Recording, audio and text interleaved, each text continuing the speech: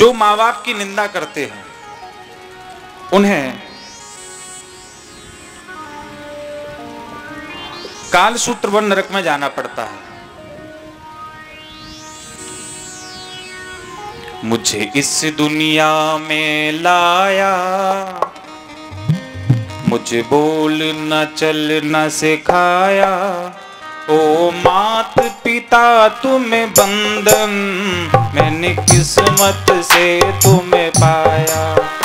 मुझे इस दुनिया में लाया, मुझे बोलना चलना सिखाया, ओ मात पिता तुम्हें बंधन, मैंने किस्मत से तुम्हें पाया। ओ मात पिता तुम्हें बंधन, मैंने किस्मत से तुम्हें पाया।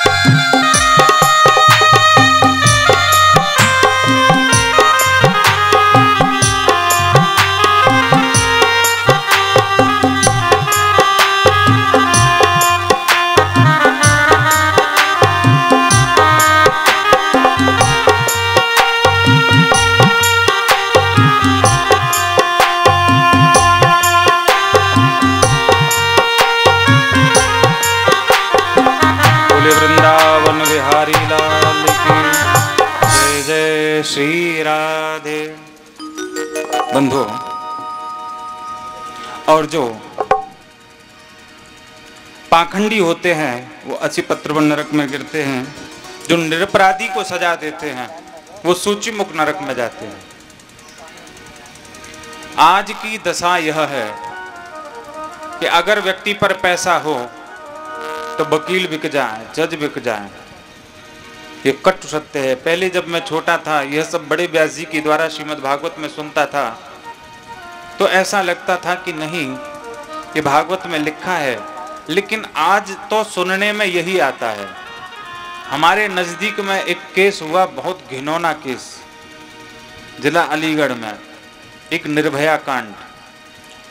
तो मैंने देखा कि 3-4 महीने बाद ही जो मुख्य आरोपी था उसकी जमानत हो गई।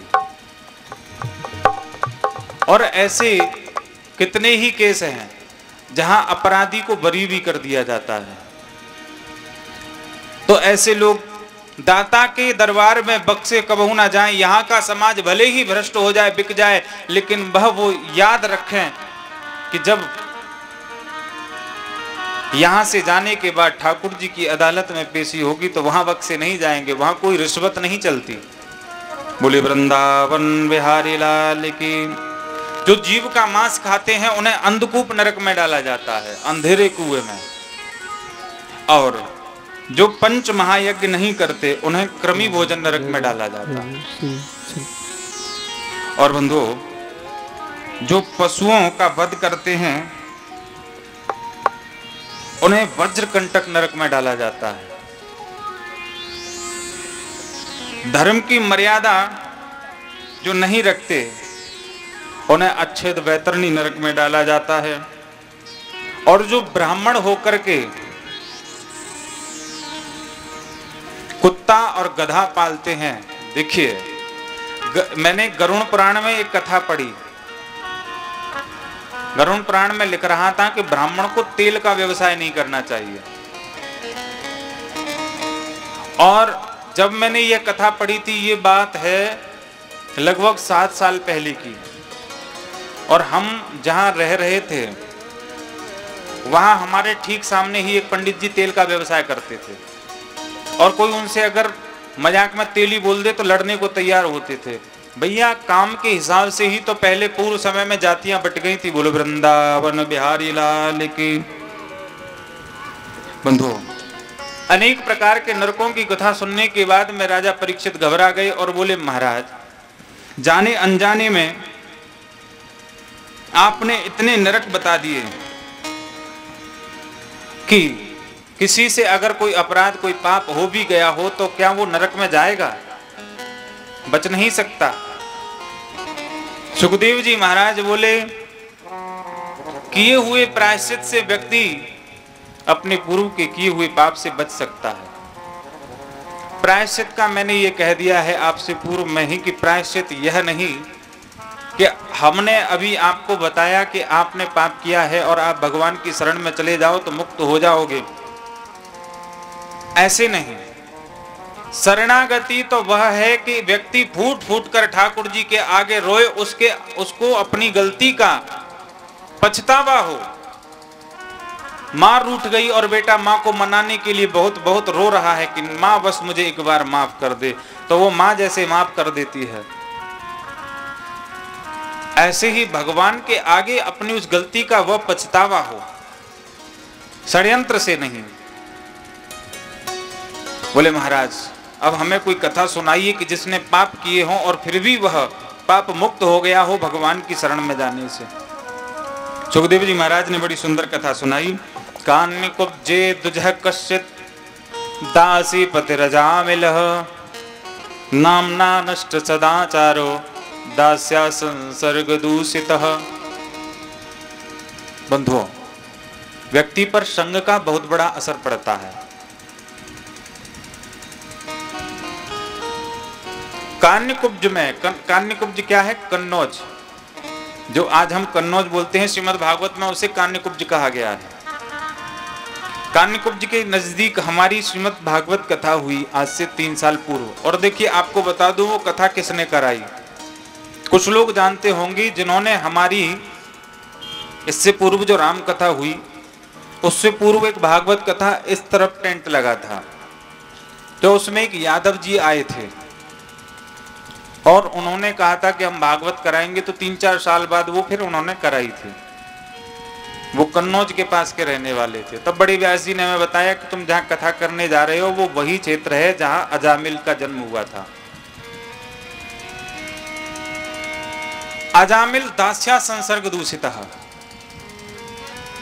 संग का इतना बड़ा असर पड़ता है कि वह गणिकाओं के संपर्क में आ गया, गलत स्त्रियों के संपर्क में आ गया और दूषित हो गया।